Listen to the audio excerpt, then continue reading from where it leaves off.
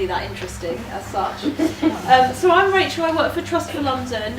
If you don't know us, we're a grant-making foundation. We fund at any one time about 400 organisations across London.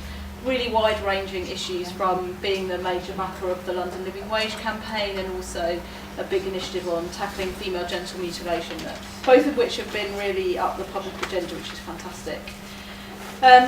So I feel rather humbled to speak today, especially after everything you've heard about the massive impact that these organisations can have on people's lives.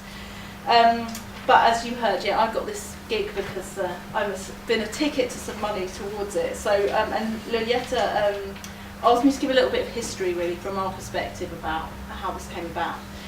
So we funded Espresso since they were formally constituted in 2003.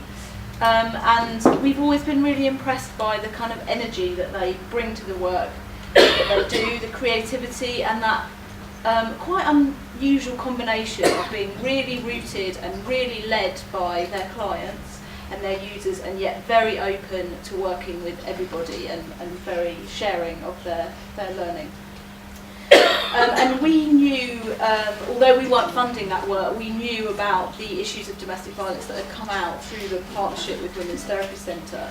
And as Lily mentioned, they applied to us to develop some of that work. And we were concerned that in the proposal that was put to us, too much of that work would be delivered by Espresso, and that it's a really big ask to become a specialist organisation working on violence against women issues, and there would be lots of downsides to that in terms of Espresso's role as a community organisation for everybody.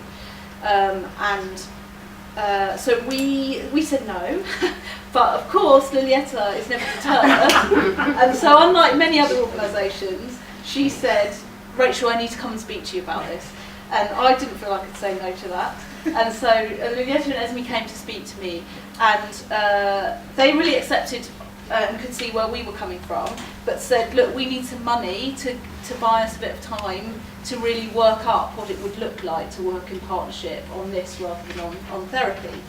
And we felt the best thing that we could do was to give a little bit of money for Lilietta's time, but also to ourselves commission a consultant, somebody we knew very well, worked with a long time, who has expertise both in violence against women and in migrant communities. And that was Tanya Bronstein, who is, among many hats, the chair of Latin American Women's Rights Service. And together, Tanya and Lilietta worked on scoping out what this might look like and developed a model, which I'm keeping you in suspense about, because that will be the next thing we'll actually tell you more about how that will work. But together they put together a really strong proposal to Trust for London for how they might work with Solace Women's Aid.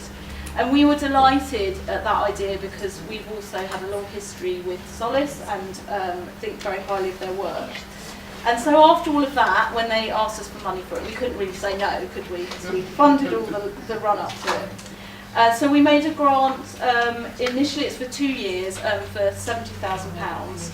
And we're very pleased that Henry Smith's Society, which is another fund like us who we work closely with, has funded that. And we think it's a very interesting model for developing specialist services, but without creating lots and lots of tiny organisations. And also we think it's interesting that the smaller organisation is holding the reins by being the commissioner. And I'm very pleased to say that we've just agreed to put in some additional money and to work with Espresso and Solace to commission an independent evaluation to try and see how well it works, but also to draw out what those ingredients are of how this kind of model can work, so that if other people want to do something similar, they can do. So I just wanted to say that I really hope the project thrives, and we'll certainly watch it with interest.